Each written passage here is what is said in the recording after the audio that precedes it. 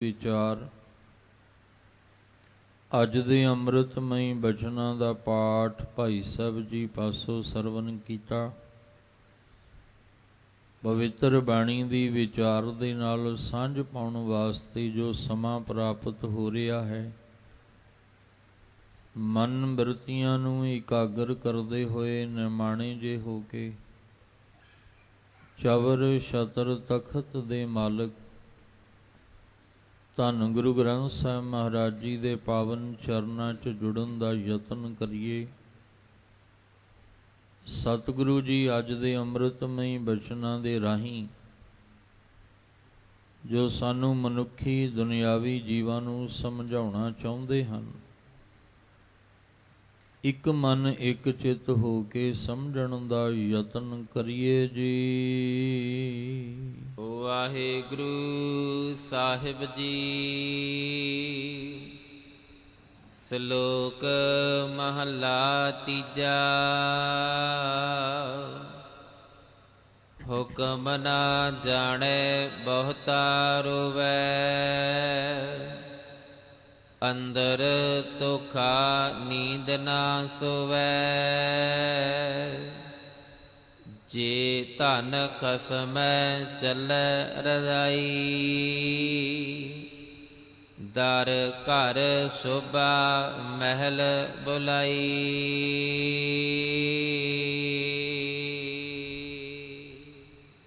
ਆਪ ਜੀ ਰੋਜ਼ਾਨਾ ਇਸ ਅਸਥਾਨ ਤੋਂ ਅੰਮ੍ਰਿਤਮਈ ਬਾਣੀ ਦੀ ਲੜੀਵਾਰ ਵਿਚਾਰ ਦਾ ਲਾਹਾ ਪ੍ਰਾਪਤ ਕਰਦੇ ਆ ਰਹੇ ਹੋ। ਸ਼੍ਰੀ ਰਾਗ ਕੀ ਵਾਰ ਧੰਨ ਗੁਰੂ ਰਾਮਦਾਸ ਪਾਤਸ਼ਾਹ ਜੀ ਵੱਲੋਂ ਪੌੜੀਆਂ ਦੇ ਰੂਪ ਵਿੱਚ ਜੋ ਇਹ ਵਾਰ ਦਾ ਉਚਾਰਨ ਹੋਇਆ, ਜਿਹਨੂੰ ਗੁਰੂ ਪਾਤਸ਼ਾਹ ਜੀ ਗੁਰੂ ਅਰਜਨ ਦੇਵ ਮਹਾਰਾਜ ਜੀ ਨੇ ਸਲੋਕਾਂ ਦੇ ਨਾਲ ਗੁਰੂ ਗ੍ਰੰਥ ਸਾਹਿਬ ਮਹਾਰਾਜ ਜੀ ਦੀ ਪਵਿੱਤਰ ਬਾਣੀ ਅੰਦਰ ਸੁਭਾਏਮਾਨ ਕੀਤਾ। ਅੱਜ ਦੇ ਇਹ ਪਾਵਨ ਬਚਨ ਗੁਰੂ ਗ੍ਰੰਥ ਸਾਹਿਬ ਮਹਾਰਾਜ ਜੀ ਦੀ ਪਵਿੱਤਰ ਬਾਣੀ ਪਾਵਨ ਅੰਗ 85 ਦੇ ਉੱਪਰ ਸੁਭਾਏਮਾਨ ਹਨ। ਦੋ ਸ਼ਲੋਕ ਧੰਨ ਗੁਰੂ ਅਮਰਦਾਸ ਮਹਾਰਾਜ ਜੀ ਦੇ ਔਰ ਪੌੜੀ ਰੂਪ ਵਿੱਚ ਧੰਨ ਗੁਰੂ ਰਾਮਦਾਸ ਮਹਾਰਾਜ ਜੀ ਨੇ ਕਿਰਪਾ ਕੀਤੀ। ਜੋ ਗੁਰੂ ਰਾਮਦਾਸ ਮਹਾਰਾਜ ਜੀ ਇਸ ਵਾਰ ਦੇ ਅੰਦਰ ਜ਼ਿਕਰ ਕਰ ਰਹੇ ਨੇ, ਉਸ ਨੂੰ ਗੁਰੂ ਅਮਰਦਾਸ ਮਹਾਰਾਜ ਜੀ ਦੇ ਪਾਵਨ ਸ਼ਲੋਕਾਂ ਰਾਹੀਂ ਸਾਨੂੰ ਸਮਝਾਉਣ ਦਾ ਯਤਨ ਕੀਤਾ ਹੈ। ਇਸ ਲਈ ਮੂਲ ਵਿਚਾਰ ਗੁਰੂ ਰਾਮਦਾਸ ਮਹਾਰਾਜ ਜੀ ਨੇ ਜੋ ਕਿਰਪਾ ਕੀਤੀ ਕਿ ਇਹ ਸਾਰੀ ਸ੍ਰਿਸ਼ਟੀ ਪਰਮੇਸ਼ਵਰ ਨੇ ਪੈਦਾ ਕੀਤੀ ਹੈ। ਸਭਨਾਂ ਦਾ ਰਿਜ਼ਕ ਦਾਤਾ ਪਰਮੇਸ਼ਵਰ ਹੈ। ਜਿਨ੍ਹਾਂ ਨੂੰ ਭਰੋਸਾ ਹੈ ਉਹ ਉਸ ਮਾਲਕ ਦੇ ਅੱਗੇ ਸ਼ੁਕਰਾਨਾ ਕਰਦੇ ਨੇ, ਪਰ ਜਿਨ੍ਹਾਂ ਨੂੰ ਭਰੋਸਾ ਨਹੀਂ ਉਹ ਵੱਲ ਛਲ ਕਰਕੇ, ਛਲ ਕਪਟ ਕਰਕੇ, ਝੂਠ ਦਾ ਆਸਰਾ ਲੈ ਕੇ ਆਪਣੇ ਰਿਜ਼ਕ ਦਾ ਪ੍ਰਬੰਧ ਕਰਨਾ ਚਾਹੁੰਦੇ ਨੇ। ਤੇ ਜਿਨ੍ਹਾਂ ਨੂੰ ਉਸ ਮਾਲਕ ਤੇ ਭਰੋਸਾ ਨਹੀਂ, ਫਿਰ ਉਹ ਹੱਥ ਹੀ ਅੱਡਦੇ ਰਹਿ ਜਾਂਦੇ ਨੇ। ਤੇ ਜਿਨ੍ਹਾਂ ਨੂੰ ਮਾਲਕ ਤੇ ਭਰੋਸਾ ਹੈ ਉਹ ਹੱਥ ਜੋੜ ਸ਼ੁਕਰਾਨਾ ਕਰਦੇ ਨੇ। ਗੁਰੂ ਅਮਰਦਾਸ ਮਹਾਰਾਜ ਜੀ ਨੇ ਜੋ ਪਾਵਨ ਸ਼ਲੋਕ ਵਿੱਚ ਕਿਰਪਾ ਕੀਤੀ, ਸਮਝਣ ਦਾ ਯਤਨ ਕਰੀਏ। ਸਾਹਿਬ ਜੀ ਨੇ ਆਖਿਆ, ਹੁਕਮ ਨਾ ਜਾਣੈ ਬਹੁਤਾ ਰੋਵੈ। ਜਿਹੜੇ ਉਸ ਮਾਲਕ ਦੇ ਹੁਕਮ ਨੂੰ ਨਹੀਂ ਜਾਣਦੇ, ਉਹਦੇ ਹੁਕਮ ਦੇ ਵਿੱਚ ਨਹੀਂ ਚੱਲਦੇ, ਜਿਹੜੇ ਉਹਦੇ ਹੁਕਮ ਨੂੰ ਮੰਨਣ ਵਾਸਤੇ ਤਿਆਰ ਨਹੀਂ,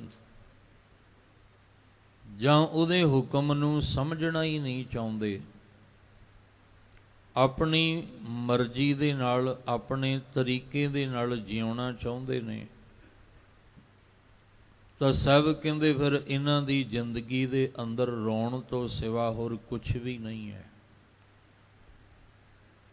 ਜਿਹੜਾ ਉਸ ਮਾਲਕ ਦੇ ਹੁਕਮ ਵਿੱਚ, ਉਹਦੀ ਰਜ਼ਾ ਦੇ ਵਿੱਚ ਰਾਜ਼ੀ ਰਹਿ ਕੇ ਚੱਲਦਾ ਹੈ, ਉਹ ਥੋੜ੍ਹੇ ਵਿੱਚ ਵੀ ਬਹੁਤ ਖੁਸ਼ ਹੈ, ਬਹੁਤ ਪ੍ਰਸੰਨ ਹੈ।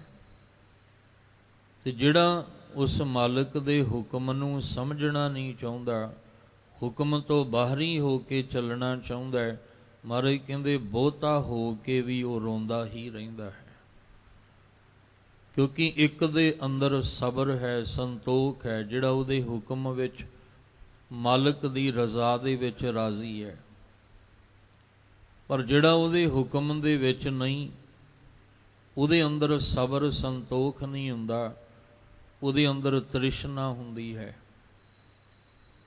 ਤੇ ਜਿਹਦੇ ਅੰਦਰ ਤ੍ਰਿਸ਼ਨਾ ਹੈ ਉਹ ਕਦੇ ਸੁਖੀ ਨਹੀਂ ਹੁੰਦਾ, ਉਹ ਕਦੇ ਨਹੀਂ ਹੱਸਦਾ, ਉਹ ਹਮੇਸ਼ਾ ਰੋਂਦਾ ਹੀ ਰਹਿੰਦਾ ਹੈ। ਆਪ ਜੀ ਨੇ ਸੰਸਾਰ ਵਿੱਚ ਦੋ ਤਰ੍ਹਾਂ ਦੇ ਪ੍ਰਾਣੀ ਵੇਖੇ ਹੋਣਗੇ, ਤੇ ਆਪਾਂ ਅਕਸਰ ਗੱਲਾਂ ਵੀ ਕਰਦੇ ਹਾਂ ਵੀ ਬੰਦੇ ਕੋਲ ਸਭ ਕੁਝ ਹੈ, ਇਹ ਫਿਰ ਵੀ ਰੋਂਦਾ ਹੀ ਰਹਿੰਦਾ ਹੈ। ਸਭ ਕੁਝ ਇਹਦੇ ਕੋਲ, ਕਿਸੇ ਚੀਜ਼ ਦੀ ਕਮੀ ਨਹੀਂ ਧਨ ਪਦਾਰਥਾਂ 'ਚੋਂ, ਪਰ ਰੋਣ ਦੀ ਆਦਤ ਪੈ ਗਈ ਹੈ। ਇੱਕ ਉਹ ਨੇ ਜਿਨ੍ਹਾਂ ਦੇ ਕੋਲ ਗੁਜ਼ਾਰੇ ਦੇ ਯੋਗ ਹੈ, ਪਰ ਉਹ ਫਿਰ ਵੀ ਮਾਲਕ ਦਾ ਸ਼ੁਕਰਾਨਾ ਕਰਦੇ ਨੇ, ਰੋਂਦੇ ਨਹੀਂ। ਉਹ ਭਰੋਸਾ ਰੱਖਦੇ ਨੇ ਮਾਲਕ ਦੇ ਉੱਪਰ ਕਿ ਉਸ ਮਾਲਕ ਨੇ ਸਾਨੂੰ ਰਿਜ਼ਕ ਦੇਣਾ ਹੈ, ਸਾਡੀ ਪਾਲਣਾ ਕਰਨੀ ਹੈ, ਸਾਡੀ ਸੰਭਾਲ ਕਰਨੀ ਹੈ। ਇਸ ਲਈ ਉਸ ਮਾਲਕ 'ਤੇ ਭਰੋਸਾ ਰੱਖ ਕੇ ਸ਼ੁਕਰਾਨਾ ਕਰਦੇ ਆ। ਦੋ ਤਰ੍ਹਾਂ ਦੇ ਹੀ ਪ੍ਰਾਣੀ ਨੇ, ਇੱਕ ਉਹਦੀ ਹੁਕਮ, ਉਹਦੀ ਰਜ਼ਾ ਵਿੱਚ ਚੱਲਣ ਵਾਲੇ, ਇੱਕ ਉਸ ਮਾਲਕ ਦੀ ਰਜ਼ਾ ਤੋਂ ਬਾਹਰ ਹੋ ਕੇ ਚੱਲਣ ਵਾਲੇ। ਇੱਕ ਨੂੰ ਗੁਰਮੁਖ, ਇੱਕ ਨੂੰ ਮਨਮੁਖ, ਇੱਕ ਨੂੰ ਅਸੀਂ ਆਸਤਕ ਕਹਿ ਸਕਦੇ ਹਾਂ, ਇੱਕ ਨੂੰ ਅਸੀਂ ਨਾਸਤਕ ਕਹਿ ਸਕਦੇ ਹਾਂ। ਜਿਹੜਾ ਤਾਂ ਰਜ਼ਾ ਦੇ ਵਿੱਚ ਤੁਰਿਆ ਉਹ ਤਾਂ ਹਰ ਵੇਲੇ ਖਿੜਿਆ ਰਿਹਾ, ਪਰ ਆਪਣ ਭਾਣੇ ਜੋ ਚੱਲੈ ਭਾਈ ਵਿਛੜ ਚੋਟਾਂ ਖਾਵੇ। ਜਿਹੜਾ ਆਪਣ ਭਾਣੇ, ਜਿਹੜਾ ਕਹਿੰਦਾ ਮੈਂ ਨਹੀਂ ਮੰਨਦਾ ਮਾਲਕ ਦੇ ਹੁਕਮ ਨੂੰ, ਮੈਂ ਆਪਣੇ ਤਰੀਕੇ ਨਾਲ ਜੀਵਨ ਜਿਉਣਾ ਹੈ, ਫਿਰ ਉਹ ਵਿਛੜ ਕੇ ਠੋਕਰਾਂ ਹੀ ਖਾਂਦਾ ਹੈ। ਤੇ ਜਿਹੜਾ ਵਿਛੜ ਕੇ ਠੋਕਰਾਂ ਖਾਵੇ ਉਹ ਕਦੇ ਹੱਸ ਨਹੀਂ ਸਕਦਾ, ਉਹ ਹਮੇਸ਼ਾ ਰੋਂਦਾ ਹੀ ਰਹਿੰਦਾ ਹੈ। ਇਸ ਲਈ ਸਾਹਿਬ ਜੀ ਨੇ ਆਖਿਆ ਹੁਕਮ ਨਾ ਜਾਣੈ, ਜਿਹੜੇ ਨਹੀਂ ਜਾਣਦੇ ਉਹਦੇ ਹੁਕਮ ਨੂੰ, ਬਹੁਤਾ ਰੋਵੈ, ਉਹ ਬਹੁਤਾ ਉਹਨਾਂ ਦੇ ਪੱਲੇ ਰੋਣਾ ਹੀ ਹੁੰਦਾ ਹੈ। ਰੋਣ ਤੋਂ ਸਿਵਾ ਉਹਨਾਂ ਦੇ ਪੱਲੇ ਕੁਛ ਨਹੀਂ ਹੁੰਦਾ।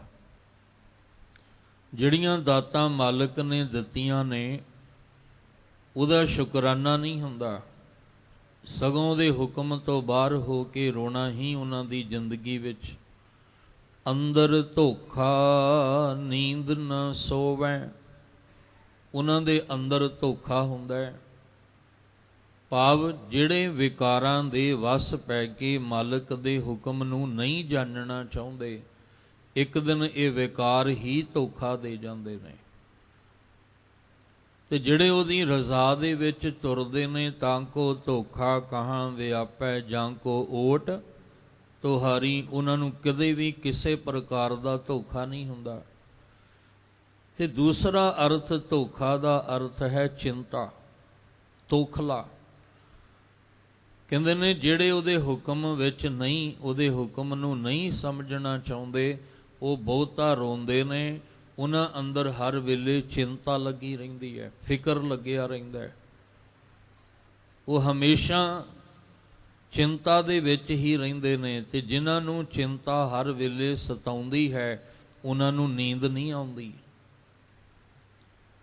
ਜਦੋਂ ਬੰਦਾ ਬਹੁਤ ਜ਼ਿਆਦਾ ਚਿੰਤਾ ਵਿੱਚ ਹੋਵੇ ਨਾ, ਤੇ ਉਹਨੂੰ ਨੀਂਦ ਨਹੀਂ ਆਉਂਦੀ, ਫਿਰ ਚਿੰਤਾ ਵਿੱਚ, ਸੋਚਾਂ ਵਿੱਚ ਹੀ ਪਿਆ ਰਹਿੰਦਾ ਹੈ। ਜਦੋਂ ਉਹ ਜਾ ਕੇ ਡਾਕਟਰ ਨੂੰ ਆਖਦਾ ਕਿ ਮੈਨੂੰ ਨੀਂਦ ਨਹੀਂ ਆਉਂਦੀ, ਤੇ ਫਿਰ ਡਾਕਟਰ ਸਾਹਿਬ ਇੱਕੋ ਗੱਲ ਕਹਿੰਦੇ ਆ ਵੀ ਤੈਨੂੰ ਕੋਈ ਅੰਦਰ ਚਿੰਤਾ ਸਤਾ ਰਹੀ ਹੋਏਗੀ। ਕੋਈ ਨਾ ਕੋਈ ਗੱਲ ਤੇਰੇ ਦਿਮਾਗ ਵਿੱਚ ਬੈਠੀ ਹੋਏਗੀ, ਕੋਈ ਨਾ ਕੋਈ ਤਾਂ ਕਾਰਨ ਹੈ, ਕੋਈ ਘਟਨਾ ਵਾਪਰੀ ਹੋਏਗੀ, ਕੋਈ ਤੈਨੂੰ ਦਿਲ ਨੂੰ ਗੱਲ ਲੱਗ ਗਈ ਹੈ, ਤੂੰ ਮਨ ਵਿੱਚ ਕੋਈ ਗੱਲ ਬਿਠਾ ਲਈ ਹੈ, ਭਾਵ ਕਿ ਚਿੰਤਾ ਤੇਰੇ ਅੰਦਰ, ਤਾਂ ਨਹੀਂ ਤੈਨੂੰ ਨੀਂਦ ਆਈ। ਔਰ ਦੇਖੋ ਹਾਲਤ ਕੈਸੀ ਹੈ ਦੁਨੀਆ ਦੀ ਕਿ ਜਿਨ੍ਹਾਂ ਨੂੰ ਬਹੁਤਾ ਮਿਲ ਗਿਆ ਉਹਨਾਂ ਨੂੰ ਰਾਤ ਨੀਂਦ ਕੋਈ ਨਹੀਂ ਆਉਂਦੀ, ਤੇ ਜਿਨ੍ਹਾਂ ਨੂੰ ਗੁਜ਼ਾਰੇ ਲਾਇਕ ਮਿਲਿਆ ਉਹ ਰਾਤ ਨੂੰ ਸੌਂਦੇ ਨੇ ਤੇ ਪਤਾ ਹੀ ਕੋਈ ਨਹੀਂ ਲੱਗਦਾ ਕਿੰਨੀ ਆਨੰਦਮਈ ਨੀਂਦ ਸੌਂ ਜਾਂਦੇ ਆ। ਇਸ ਤਰ੍ਹਾਂ ਵੀ ਕਹਿ ਲਵਾਂ ਕਿ ਜਿਹੜੇ ਮਹਿਲਾਂ ਵਿੱਚ ਰਹਿਣ ਵਾਲੇ ਆ ਉਹਨਾਂ ਨੂੰ ਨੀਂਦ ਕੋਈ ਨਾ ਆਈ, ਤੇ ਜਿਹੜੇ ਸੜਕਾਂ ਤੇ ਪਟੜੀਆਂ ਤੇ ਰਹਿਣ ਵਾਲੇ ਸੀ ਉਹਨਾਂ ਨੂੰ ਪਤਾ ਹੀ ਕੋਈ ਨਹੀਂ ਲੱਗਾ ਕਿੱਥੇ ਸੁੱਤੇ ਪਏ ਆ। ਕਾਰਨ ਇੱਕ ਨੂੰ ਫਿਕਰ ਨਹੀਂ ਹੈ, ਉਹਨੂੰ ਪਤਾ ਹੈ ਸਵੇਰੇ ਅੱਖ ਖੁੱਲ੍ਹੇਗੀ, ਜੇ ਅੱਜ ਮਾਲਕ ਨੇ ਦਿੱਤਾ ਹੈ ਤੇ ਕੱਲ ਵੀ ਉਹੀ ਰਿਜ਼ਕ ਦੇਗਾ। ਇੱਕ ਨੂੰ ਚਿੰਤਾ ਲੱਗੀ ਹੋਈ ਹੈ ਕਿ ਕੀ ਹੋਏਗਾ, ਕਿਵੇਂ ਹੋਏਗਾ, ਕਿੱਦਾਂ ਹੋਏਗਾ, ਕਿਸ ਤਰ੍ਹਾਂ, ਉਹਨੂੰ ਰਾਤ ਨੀਂਦ ਕੋਈ ਨਹੀਂ ਆਈ। ਇਸ ਲਈ ਮਹਾਰਾਜ ਕਹਿੰਦੇ ਨੇ ਜਿਹੜੇ ਤਾਂ ਹੁਕਮ ਵਿੱਚ ਸੀ ਉਹ ਤਾਂ ਨਾ ਰੋਣਾ ਉਹਨਾਂ ਦੇ ਪੱਲੇ ਹੈ ਤੇ ਨਾ ਚਿੰਤਾ, ਪਰ ਹੁਕਮ ਨਾ ਜਾਣੈ ਬਹੁਤਾ ਰੋਵੈ, ਅੰਦਰ ਧੋਖਾ ਨੀਂਦ ਨਾ ਸੋਵੈ।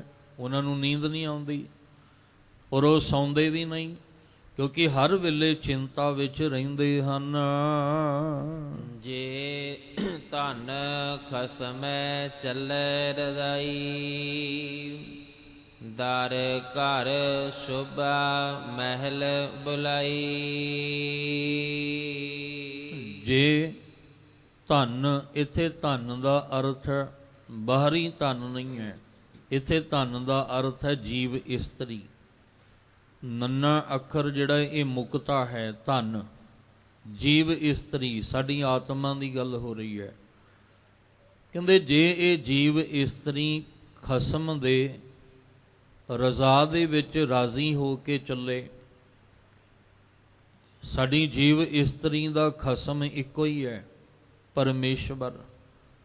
ਅਸੀਂ ਸਰੀਰਾਂ ਕਰਕੇ ਭਾਵੇਂ ਮੇਲ ਫੀਮੇਲ, ਪੁਰਸ਼ ਇਸਤਰੀ ਦੇ ਰੂਪ ਵਿੱਚ ਆ, ਹਰ ਇੱਕ ਦਾ ਪਤੀ ਪਤਨੀ ਦੇ ਰੂਪ ਵਿੱਚ ਰਿਸ਼ਤਾ ਵੱਖਰਾ ਵੱਖਰਾ ਹੈ, ਪਰ ਜਿੰਨੇ ਵੀ ਆਪਾਂ ਜੀਵ ਆਤਮਾ ਜੀਵ ਇਸਤਰੀ ਕਰਕੇ ਹਾਂ, ਸਾਡੇ ਸਾਰਿਆਂ ਦਾ ਖਸਮ ਇੱਕੋ ਹੀ ਹੈ, ਪਰਮਾਤਮਾ। ਸਾਡੀ ਜੀਵ ਇਸਤਰੀਆਂ ਦਾ ਮਾਲਕ ਇੱਕੋ ਹੀ ਹੈ, ਪਰਮੇਸ਼ਵਰ। ਤੇ ਜੇ ਇਹ ਜੀਵ ਇਸਤਰੀ ਮਾਲਕ ਦੇ ਖਸਮ ਦੇ ਰਜ਼ਾ ਦੇ ਵਿੱਚ ਰਾਜ਼ੀ ਹੋ ਕੇ ਚੱਲੇ, ਦਰ ਘਰ ਸ਼ੋਭਾ ਮਹਿਲ ਬੁਲਾਈ, ਤਾਂ ਉਸ ਮਾਲਕ ਦੇ ਦਰ ਉੱਤੇ ਉਹਨੂੰ ਸ਼ੋਭਾ ਮਿਲਦੀ ਹੈ, ਉਹਨੂੰ ਵਡਿਆਈ ਮਿਲਦੀ ਹੈ। ਸ਼ੋਭਾ ਵਡਿਆਈ ਦੇ ਨਾਲ ਨਾਲ ਖਸਮ ਮਾਲਕ ਉਹਨੂੰ ਆਪਣੇ ਮਹਿਲ ਦੇ ਵਿੱਚ ਬੁਲਾ ਵੀ ਲੈਂਦਾ ਹੈ, ਭਾਵ ਉਹਨੂੰ ਭਟਕਣਾ ਉਹਦੀ ਮੁੱਕ ਜਾਂਦੀ ਹੈ, ਉਹਦਾ ਆਵਾਗਮਨ ਮੁੱਕ ਜਾਂਦਾ ਹੈ। ਜਿਸ ਜੀਵ ਇਸਤਰੀ ਨੂੰ ਪਰਮੇਸ਼ਵਰ ਦਾ ਮਿਲਾਪ ਹੋ ਜਾਏ, ਅਸੀਂ ਭਟਕ ਰਹੇ ਹਾਂ ਨਾ, ਸਾਨੂੰ ਮਹਿਲ ਨਹੀਂ ਮਿਲ ਰਿਹਾ, ਉਹ ਟਿਕਾਣਾ ਨਹੀਂ ਮਿਲ ਰਿਹਾ। ਸਾਡੀ ਜੀਵ ਇਸਤਰੀ ਕਦੇ ਕਿਸੇ ਸਰੀਰ ਵਿੱਚ, ਕਦੇ ਕਿਸੇ ਸਰੀਰ ਵਿੱਚ ਭਟਕ ਰਹੀ ਹੈ, ਕਿਉਂਕਿ ਇਹਨੂੰ ਅਸਲ ਟਿਕਾਣਾ ਨਹੀਂ ਮਿਲ ਰਿਹਾ। ਇਹਦਾ ਅਸਲ ਟਿਕਾਣਾ ਹੈ ਪਰਮੇਸ਼ਵਰ ਦੇ ਚਰਨਾਂ ਦੇ ਵਿੱਚ।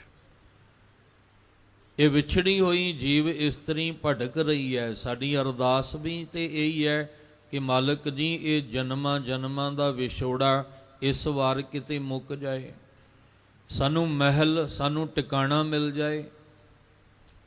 ਸਰੀਰ ਕਰਕੇ ਨਹੀਂ, ਜੀਵ ਆਤਮਾ ਕਰਕੇ। ਸਾਡੀ ਬੇਨਤੀ ਅਰਜ਼ੋਈ ਹਰ ਵੇਲੇ ਇਹੀ ਰਹਿੰਦੀ ਹੈ, ਕਹਿ ਕਬੀਰ ਸੁਨੋ ਰੇ ਸੰਤੋ ਖਿਤ ਹੀ ਕਰੋ ਨਵੇਰਾ, ਅਬ ਕੀ ਬਾਰ ਬਖਸ਼ ਬੰਦੇ ਕੋ ਬਹੁਰ ਨਾ ਭਵਜਲ ਫੇਰਾ। ਦੁਬਾਰਾ ਭਵਜਲ ਵਿੱਚ ਫੇਰਾ ਨਾ ਪਵੇ। ਉਹ ਕਿਹਨਾਂ ਦਾ ਨਹੀਂ ਪਏਗਾ? ਜਿਨ੍ਹਾਂ ਨੂੰ ਮਹਿਲ ਬੁਲਾਈ, ਖਸਮ ਨੇ ਆਪਣੇ ਮਹਿਲ ਆਪਣੇ ਘਰ ਵਿੱਚ ਸੱਦ ਲਿਆ ਜੀਵ ਇਸਤਰੀ ਨੂੰ, ਉਹਨਾਂ ਦਾ ਫਿਰ ਦੁਬਾਰਾ ਭਵਜਲ ਵਿੱਚ ਫੇਰਾ ਨਹੀਂ ਹੁੰਦਾ। ਪਰ ਕਿਹਨੂੰ ਬੁਲਾਇਆ? ਜਿਨ੍ਹਾਂ ਨੂੰ ਦਰ ਉਤੇ ਘਰ ਵਿੱਚ ਸ਼ੋਭਾ ਦਿੱਤੀ, ਵਡਿਆਈ ਦਿੱਤੀ। ਤੇ ਸ਼ੋਭਾ ਵਡਿਆਈ ਕਿਹਨੂੰ ਦਿੱਤੀ ਹੈ? ਕਹਿੰਦੇ ਜੇ ਧਨ ਖਸਮੈ ਚਲੇ ਰਜ਼ਾਈ। ਜੇ ਇਹ ਜੀਵ ਇਸਤਰੀ ਕਿਤੇ ਮਾਲਕ ਦੇ ਹੁਕਮ ਵਿੱਚ, ਉਹਦੀ ਰਜ਼ਾ ਦੇ ਵਿੱਚ ਤੁਰੇ, ਕਿਉਂਕਿ ਰਜ਼ਾ ਵਿੱਚ ਤੁਰਨ ਵਾਲਾ ਹੀ ਕਹਿ ਸਕਦਾ ਹੈ ਕਿ ਜੇ ਸੁੱਖ ਦਿਓਗੇ ਤਾਂ ਵੀ ਤੁਹਾਨੂੰ ਧਿਆਉਣਾ ਹੈ, ਦੁੱਖ ਦਿਓਗੇ ਤਾਂ ਵੀ ਤੁਹਾਨੂੰ ਧਿਆਉਣਾ ਹੈ।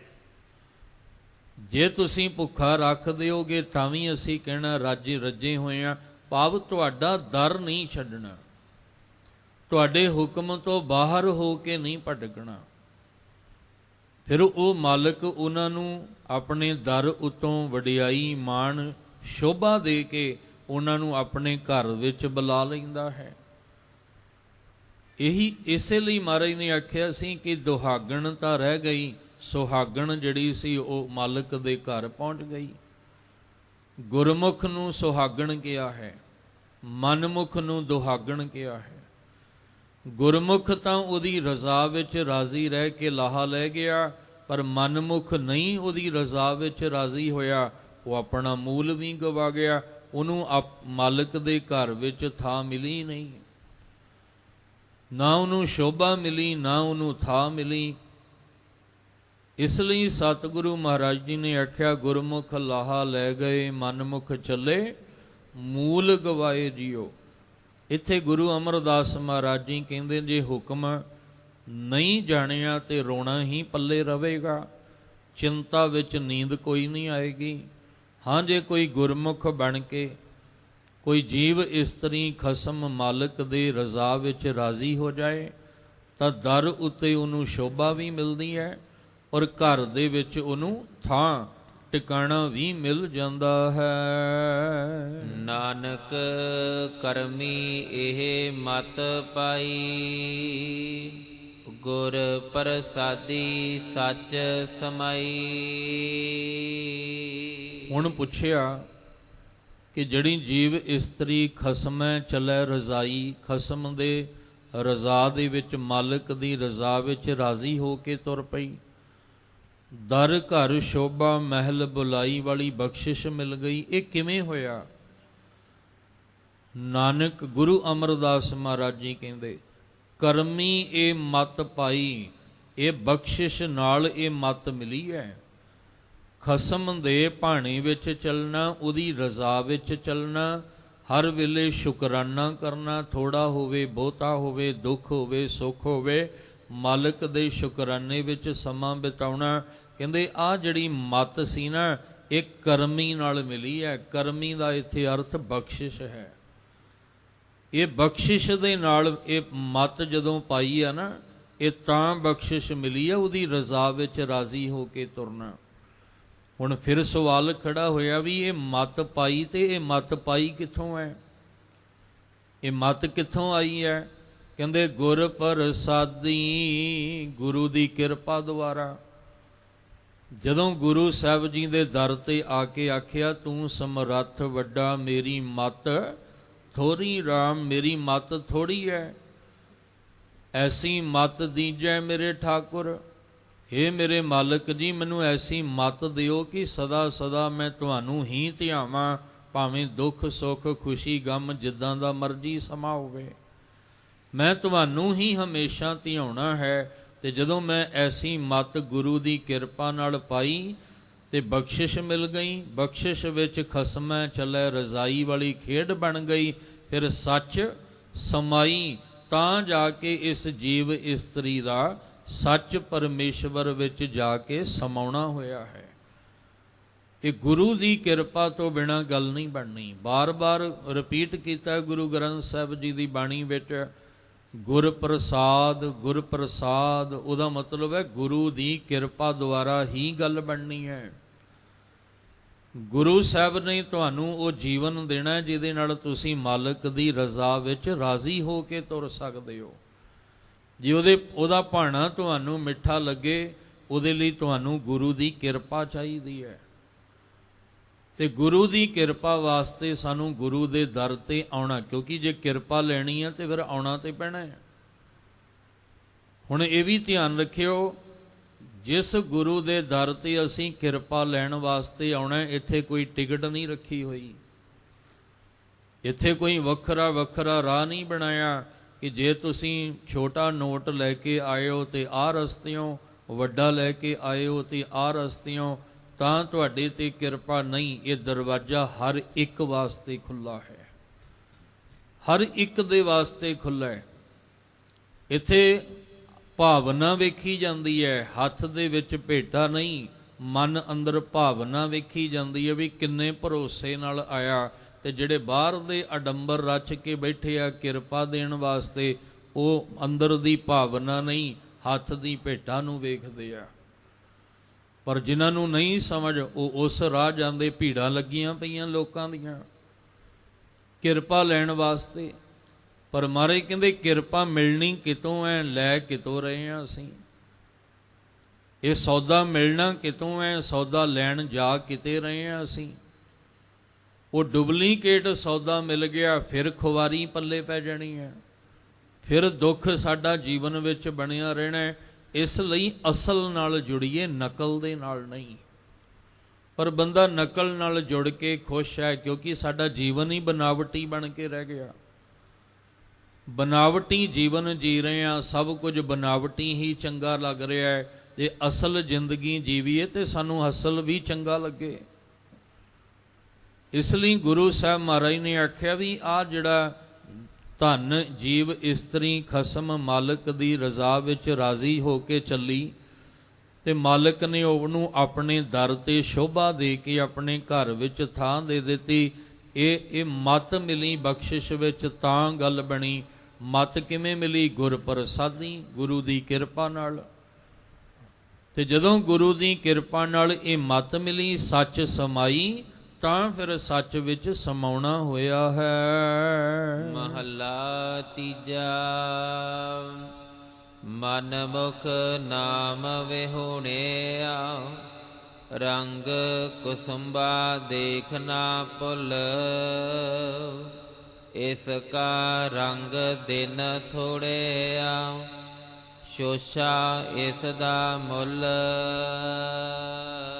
ਫਿਰ ਗੁਰੂ ਅਮਰਦਾਸ ਮਹਾਰਾਜ ਜੀ ਦੂਸਰੇ ਸ਼ਲੋਕ ਵਿੱਚ ਕਿਰਪਾ ਕਰਦੇ।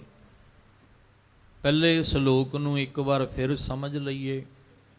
ਗੁਰ ਪ੍ਰਸਾਦੀ ਸੱਚ ਸਮਾਈ, ਜਿਹਨੂੰ ਕਹਿੰਦੇ ਗੁਰਮੁਖ ਜਨਮ ਸਵਾਰ ਦਰਗਾਹ ਚੱਲਿਆ, ਉਹ ਤੇ ਚਲਾ ਗਿਆ, ਉਹ ਤੇ ਸਵਾਰ ਗਿਆ ਆਪਣਾ ਜਨਮ। ਹੁਣ ਅਗਲੇ ਸ਼ਲੋਕ ਵਿੱਚ ਉਹਨੂੰ ਸਮਝਾਇਆ ਜਿਹਨੇ ਹਜੇ ਜਨਮ ਨਹੀਂ ਸਵਾਰਿਆ, ਜਿਹੜਾ ਮਾਲਕ ਦੀ ਰਜ਼ਾ ਵਿੱਚ ਰਾਜ਼ੀ ਨਹੀਂ ਹੋਣ ਨੂੰ ਤਿਆਰ, ਜਿਹੜਾ ਮਨਮੁਖ ਹਜੇ ਕੱਚੇ ਰੰਗਾਂ ਦੇ ਵਿੱਚ ਹੀ ਰੰਗਿਆ ਰਹਿਣਾ ਚਾਹੁੰਦਾ ਹੈ। ਹਜੇ ਉਹਨੂੰ ਨਾਮ ਦਾ ਰੰਗ, ਸੱਚਾ ਰੰਗ ਚੰਗਾ ਪਿਆਰਾ ਨਹੀਂ ਲੱਗ ਰਿਹਾ। ਉਹਨੂੰ ਸਮਝਾ ਰਹੇ ਨੇ ਹੁਣ ਦੂਜੇ ਸ਼ਲੋਕ ਵਿੱਚ, ਮਨਮੁਖ ਨਾਮ ਵਿਹੂਣਿਆ। ਇਹ ਮਨਮੁਖ ਤੂੰ ਨਾਮ ਤੋਂ ਵਿਹੂਣਾ ਹੈ, ਨਾਮ ਤੋਂ ਖਾਲੀ ਹੈ। ਨਾਮ ਦੇ ਰੰਗ ਤੋਂ ਤੇਰਾ ਅੰਦਰ ਭਾਂਡਾ ਖਾਲੀ ਹੈ। ਰੰਗ ਕਸੁੰਬਾ ਦੇਖ ਨਾ ਭੁੱਲ। ਆ ਜਿਹੜਾ ਕਸੁੰਬਾ ਰੰਗ ਦਾ ਮਤਲਬ ਕੱਚਾ ਰੰਗ। ਦੋ ਹੀ ਰੰਗਾਂ ਦਾ ਜ਼ਿਕਰ ਗੁਰੂ ਸਾਹਿਬ ਜੀ ਨੇ ਬਾਣੀ ਵਿੱਚ ਕੀਤਾ ਹੈ, ਇੱਕ ਮਜੀਠਾ ਤੇ ਇੱਕ ਕਸੁੰਬਾ। ਮਜੀਠਾ ਰੰਗ ਪੱਕਾ ਹੈ, ਇਹਨੂੰ ਚੜ੍ਹਨ ਲੱਗਿਆਂ ਵੀ ਟਾਈਮ ਲੱਗਦਾ ਹੈ, ਤੇ ਜੇ ਚੜ੍ਹ ਜਾਂਦਾ ਹੈ ਤੇ ਫਿਰ ਉਤਰਦਾ ਨਹੀਂ। ਇਹ ਭਗਤੀ ਦਾ ਰੰਗ ਹੈ, ਇਹ ਨਾਮ ਸਿਮਰਨ ਦਾ ਰੰਗ ਹੈ, ਇਹ ਇੱਕ ਦਿਨ ਵਿੱਚ ਨਹੀਂ ਚੜ੍ਹਨ ਵਾਲਾ। ਮਨਮੁਖ ਨੂੰ ਜਿਹੜਾ ਕਸੁੰਬਾ ਰੰਗ ਚੜ੍ਹ ਜਾਂਦਾ ਨਾ, ਕੱਚੀ ਬਾਣੀ ਦਾ ਜਾਂ ਕੱਚਾ ਰਸ ਜਿਹੜਾ ਬਣਿਆ ਸੰਸਾਰ ਵਿੱਚ, ਉਹ ਛੇਤੀ ਚੜ੍ਹ ਜਾਂਦਾ ਹੈ। ਤੇ ਜਦੋਂ ਉਹ ਰੰਗ ਚੜ੍ਹਦਾ ਹੈ, ਕਹਿੰਦੇ ਫਿਰ ਉਹ ਪਰਮੇਸ਼ਵਰ ਭੁੱਲ ਜਾਂਦਾ ਉਹਨੂੰ ਦੇਖ ਕੇ। ਕੁਝ ਰੰਗ ਐਸੇ ਨੇ ਜਿਹੜੀਆਂ ਸਾਡੀਆਂ ਅੱਖਾਂ ਨੂੰ ਬੜੇ ਚੰਗੇ ਲੱਗਦੇ ਨੇ। ਅਸੀਂ ਘਰੋਂ ਤੁਰੇ ਸੀ ਕੋਈ ਸੌਦਾ ਲੈਣ ਵਾਸਤੇ, ਜਦੋਂ ਹੀ ਬਾਜ਼ਾਰ ਵਿੱਚ ਆਏ ਤੇ ਰੰਗ ਬਰੰਗੇ ਜਦੋਂ ਵੇਖੇ, ਬਾਜ਼ਾਰ ਦੇ ਵਿੱਚ ਰੰਗ ਬਰੰਗੇ ਡਿਜ਼ਾਈਨ ਵੇਖੇ, ਮਨ ਡੁੱਲ ਗਿਆ, ਮਨ ਮੋਹਿਤ ਹੋ ਗਿਆ। ਉਹ ਰੰਗ ਦੇਖ ਕੇ ਅਸੀਂ ਉਹਨੂੰ ਖਰੀਦ ਕੇ ਲਿਆਏ, ਤੇ ਜਦੋਂ ਖਰੀਦ ਕੇ ਘਰ ਲਿਆਂਦਾ ਤੇ ਰੰਗ ਉਤਰ ਗਿਆ। ਜਦੋਂ ਰੰਗ ਉਤਰਿਆ, ਮੱਥੇ ਹੱਥ ਮਾਰਿਆ ਵੀ ਆਹ ਕੀ ਬਣ ਗਿਆ। मैं इस चमक दे रंग नूं वेख के इनू खरीद लिया, पर ये ते घर आउंदियां ही रंग उतर गया, क्योंकि ये कच्चा सी। मनमुख दी हालत भी इसे तरह ही है। मनमुख नाम तो भी होना हुंदा है, नाम तो वांझा हुंदा है। इनू रंग कसुंबा जिहड़ा कच्चा रंग है मायावी, इनू ये रंग बड़ी छेती चढ़ जाता है, जिन्हों देख के परमेश्वर भुल जाता है, विसर जाता। जां इदां कह लो कि आ मायावी दुनिया, रंग बरंगी दुनिया, इस रंगली रंग बरंगी दुनिया विच जिन्हों वेख के परमेश्वर भुल जाए, जिन्हों वेख के मुख तो वाहिगुरू भी कहना विसर जाए, समझ लेना एक कच्चा रंग है। एक कच्चा रंग है जिन्हों देख के परमेश्वर भुल गया, जिन्हों वेख के मैनू गुरु वाहिगुरू मेरी रसना तो नहीं निकलदा। साहब कहंदे देखी किते कच्चे रंगां विच रंगिया होया, ये कसुंबा रंग वेख के परमेश्वर नू ना भुल जाई, क्योंकि इसका रंग दिन थोड़े आ। ये तां थोड़े दिनां दा रंग है। मन लो भी जदों दा इहदा जन्म होया, सिर दे जिहड़े वाल ने जां समा पा के मुछां दाड़ियां फुੱਟਦੀਆਂ ने, ये समा पा के जदों असीं बजुर्गी वल नूं जाने आ, जदों ये चिट्टे होने शुरू हो जाते आ, किन्ने साल लगे? जो कुदरती सी उन्हां नूं कालियां नूं चिट्टा होण लग्गियां किन्ना समा, किन्ने साल लग गए। पर असीं उन्हां नूं कच्चे रंग फिर कच्चा रंग करके काला कर दिता, ते वो फिर की 15 साल तक 20 साल तक रहेगा? वो तो 2 दिन नहीं रहना, अगले दिन फिर करना पैना, 4 दिन बाद फिर काले करने पैने आ, फिर उतर जाना, 4 दिन बाद फिर काले करने पैने आ। महाराज कहंदे तू इन्हां कच्चे रंगां विच रंगिया ही क्यों पिया है? तू इन्हां विच क्यों रंगिया पिया है? कईयां दी नज़र ना इस कैमरे दे राहीं, मीडिया दे राहीं जिहड़े घरां 'च बैठ के सुणदे आ, उन्हां नूं कई वारी भुलेखा पै जांदा भी जिहड़ा इत्थे बैठा ये भी रंगदा ही होना। जिहड़े आप रंगदे आ ना, जिहड़े आप रंगदे आ उन्हां नूं सारे रंगण वाले ही, जिहड़ा रोगी आ उहनूं सारे रोगी ही नज़र आउंदे आ, जिहड़ा आप दुखी आ उहनूं सारे दुखी ही नज़र आउंदे आ, परेशान नूं सारे परेशान ही नज़र आउंदे आ, जिहड़ा सुखी आ उहनूं सारे सुखी ही नज़र आउंदे आ। हुण कई रंगण वाले ऐसे ने जिहड़े अपने मुख तो सोचे समझे शब्दावली ऐसी वरत दिंदे आ, पर वो अख नाल देखदे नहीं। सतगुरु महाराज ने, सतगुरु जी ने बाणी विच सानू होका दिता है कि आ रंग तू जे चिट्टियां नू काला कर भी लेगा तो किन्ना चिर रखेगा? 1 दिन 2 दिन 3 दिन 4 दिन, ये फिर उतर जाना रंग। ये रंग फिर उतर गया, फिर 5वें दिन फिर मेहनत करेगा इनू काले करन नूं, फिर 4 दिन बाद रंग। ये तू सिस्टम इस तरह चलाउंदा चलाउंदा अपनी जिंदगी भी गवा बैठेगा तो उहदे तो बेमुख भी हो जाएगा। फिर तेरा उस मालिक दे घर तो तैनूं शोभा कोई नहीं मिलनी, मालिक दे घर तो वडियाई नहीं तैनूं मिलनी। साहब जी ने आख्या मनमुख नाम विहूणिया, रंग कसुंबा देख ना भुल। आ कसुंबा कच्चा रंग वेख के उन्होंने परमेश्वर नूं भुलना क्यों? इसका रंग दिन थोड़े आ, इहदा रंग जिहड़ा ये थोड़े दिनां दा है। छोछा इसदा मुल, और इहदा मुल भी जिहड़ा है वो कहण लगे छोछा है, थोड़ा है। इहदा मुल नहीं है, इहदा थोड़ा जा मुल। कोई भी ये रंग चढ़ा लेगा, जिहड़ा असल नाम दा रंग है ना उहदा मुल नहीं दिता जा सकदा। आ होली लंघ के गई ते बाज़ारां तो ਜਿਹੜੇ ਛੋਛੇ ਹਲਕੇ ਕੱਚੇ ਰੰਗ ਸੀ ਤੇ ਥੋੜੇ ਥੋੜੇ ਪੈਸਿਆਂ ਦੇ ਖਰੀਦ ਕੇ ਲਿਆਏ ਆਪਾਂ। ਇੱਕ ਦੂਜੇ ਉਤੇ ਰੰਗ ਅਸੀਂ ਸੁੱਟਿਆ, ਰੰਗ ਚੜ ਗਿਆ, ਕਈਆਂ ਦਾ 1 ਦਿਨ 'ਚ ਉਤਰ ਗਿਆ, ਕਈਆਂ ਦਾ ਅਗਲੇ ਦਿਨ ਰੰਗ ਉਤਰਿਆ। ਉਹ ਤਾਂ ਅਸੀਂ ਥੋੜਾ ਜਿਹਾ ਮੁੱਲ ਦੇ ਕੇ ਰੰਗ ਖਰੀਦ ਲਏ, ਪਰ ਜਿਹੜਾ ਨਾਮ ਦਾ ਲਾਲ ਰੰਗ ਤਿਸ ਕੋ ਲੱਗਾ, ਉਹ ਜਿਹੜਾ ਨਾਮ ਦਾ ਰੰਗ ਸੀ ਉਹ ਥੋੜੇ ਪੈਸਿਆਂ 'ਚ ਖਰੀਦ ਕੇ ਦਿਖਾਓ, ਉਹ नहीं खरीदिया जाना। ये नाम दा रंग जिहड़ा ये खरीद के नहीं जे चढ़ना, ये जप के चढ़ना है। ਇਹ ਬੰਦਗੀ ਕਰਕੇ ਉਹਦੇ ਹੁਕਮ ਵਿੱਚ, ਉਹਦੀ ਰਜ਼ਾ ਦੇ ਵਿੱਚ ਰਾਜ਼ੀ ਹੋ ਕੇ ਇਹ ਰੰਗ ਚੜ੍ਹਨਾ ਹੈ। ਇਹ ਨਹੀਂ ਕਿ 4 ਪੈਸੇ ਦਿੱਤੇ ਤੇ ਨਾਮ ਦਾ ਰੰਗ ਚੜ੍ਹ ਜਾਏ। ਕੰਚਨ ਸਿਉ ਪਾਈਐ ਨਹੀਂ ਤੋਲ, ਮਨ ਦੇ ਰਾਮ ਲਿਆ ਹੈ ਮੋਲ। ਮਹਾਰਾਜ ਕਹਿੰਦੇ ਨੇ ਇਹ ਮਨ ਵੱਟੇ ਨਾਮ ਦਾ ਰੰਗ ਚੜ੍ਹਨਾ ਹੈ। ਇਹ ਬਾਹਰੋਂ ਸੋਨਾ ਚਾਂਦੀ ਹੀਰੇ ਮੋਤੀ ਦੇ ਕੇ ਨਾਮ ਦੇ ਰੰਗ ਨਹੀਂ ਚੜ੍ਹਦੇ। ਇਸ ਲਈ ਸਤਿਗੁਰੂ ਮਹਾਰਾਜ ਨੇ ਆਖਿਆ ਇਹ ਥੋੜਾ 4 ਦਿਨਾਂ ਦੇ ਵਾਸਤੇ ਇਹ ਰੰਗ ਹੁੰਦਾ ਹੈ। ਕਿਤੇ ਇਹਨਾਂ ਨੂੰ ਵੇਖ ਕੇ ਤੂੰ ਆਪਣੇ ਮੂਲ ਪਰਮੇਸ਼ਵਰ ਨੂੰ ਵਿਸਰ ਨਾ ਜਾਈਂ, ਭੁੱਲ ਨਾ ਜਾਵੀਂ। ਦੂਜੇ ਲੱਗੇ ਪਚ ਮੋਏ, ਮੂਰਖ ਅੰਧ ਗਵਾਰ। ਬਿਸਟਾ ਅੰਦਰ ਕੀਟ ਸੇ, ਪਏ ਪਚ ਹੈ ਵਾਰੋ ਵਾਰ। ਗੁਰੂ ਅਮਰਦਾਸ ਮਹਾਰਾਜ ਜੀ ਨੇ ਆਖਿਆ ਇਸ ਕਾ ਰੰਗ ਦਿਨ ਥੋੜਿਆ, ਛੋਛਾ ਇਸ ਦਾ ਮੁੱਲ। ਇਹ ਮਨਮੁਖ ਦੇਖੀ ਦੂਜੇ ਲੱਗੇ ਪਚ ਮੂਏ, ਜਿਹੜੇ ਇਸ ਦੂਜੇ ਕਸੁੰਬੇ ਰੰਗ ਵਿੱਚ ਰੰਗੇ ਗਏ ਨਾ, ਉਹ ਖੁਆਰ ਹੋ ਗਏ। ਪਚ ਦਾ ਅਰਥ ਹੈ ਖੁਆਰ ਹੋ ਜਾਣਾ। ਉਹਨਾਂ ਦੇ ਪੱਲੇ ਖੁਆਰੀ ਪੈ ਗਈ, ਕਿਉਂਕਿ ਉਹ ਭੁੱਲ ਗਏ, ਪਰਮੇਸ਼ਵਰ ਨੂੰ ਭੁੱਲ ਗਏ, ਪਰਮੇਸ਼ਵਰ ਦੇ ਨਾਮ ਰੰਗ ਤੋਂ ਵਾਂਝੇ ਰਹਿ ਗਏ।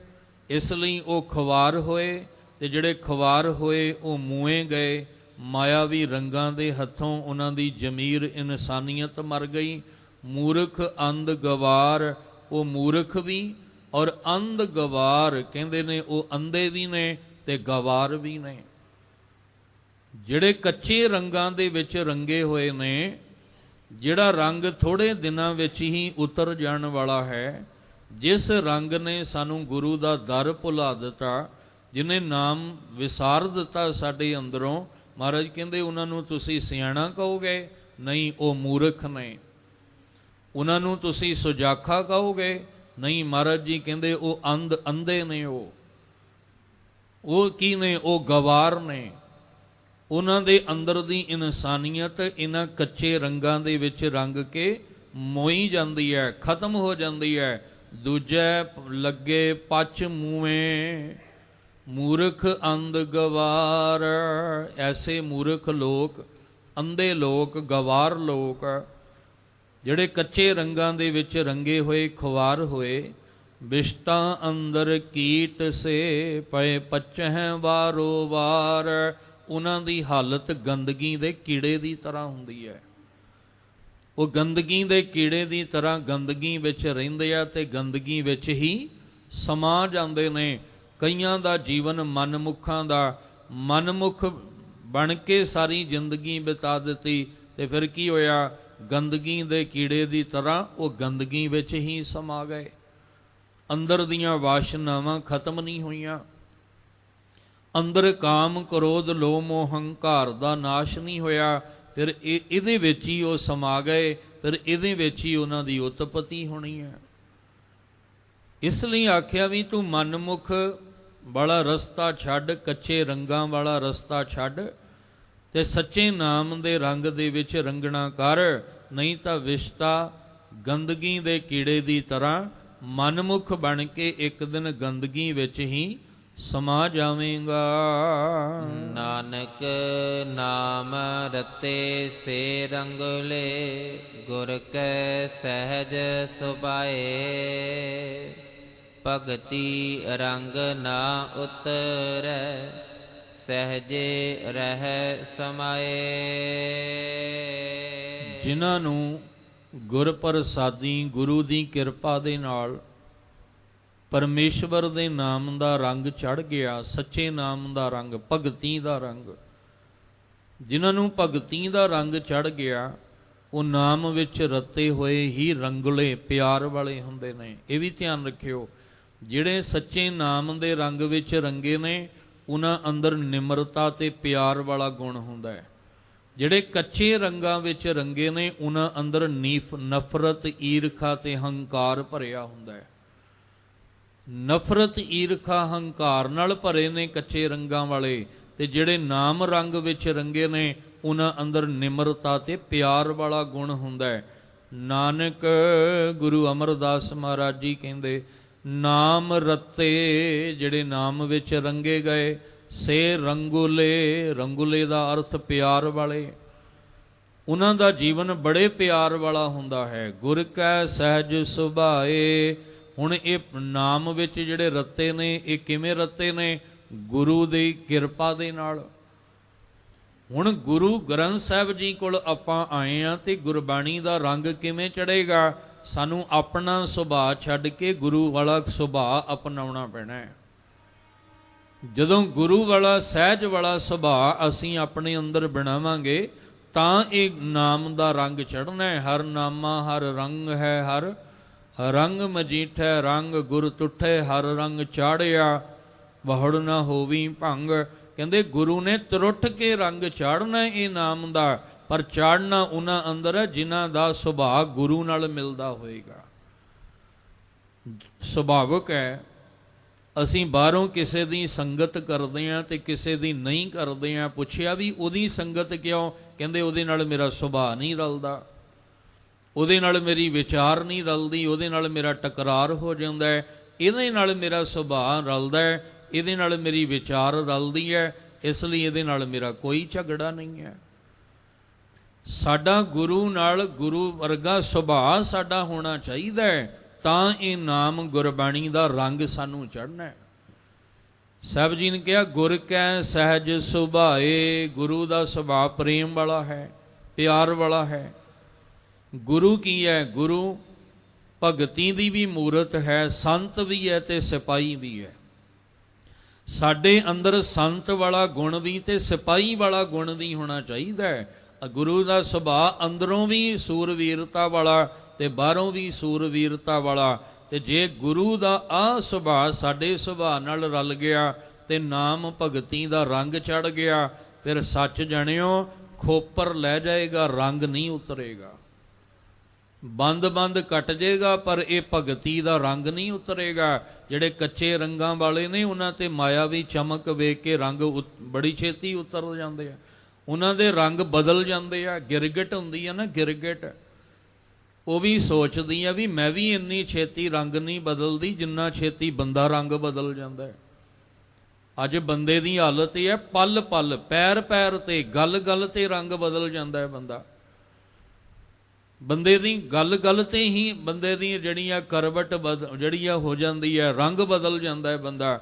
ਉਹ ਗਿਰਗਿਟ ਵੀ ਸੋਚਦੀ ਹੋਣੀ ਆ ਵੀ ਮੈਨੂੰ ਵੀ ਰੰਗ ਬਦਲਦਿਆਂ ਸਮਾਂ ਲੱਗਦਾ ਹੈ, ਮੇਰੇ ਨਾਲੋਂ ਤੇ ਬੰਦਾ ਵੀ ਅੱਗੇ ਲੰਘ ਗਿਆ।